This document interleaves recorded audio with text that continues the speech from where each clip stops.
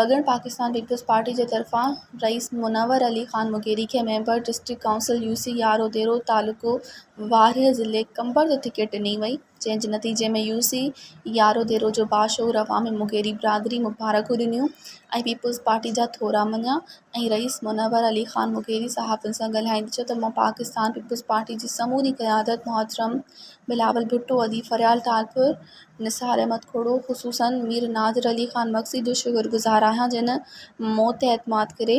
Member district council UC यारोदेरो ज़िलो कंबर ते टिकट ॾिनी। आवाम जी ख़िदमत करण जो मौक़ो ॾिनो आहे। इंशाअल्लाह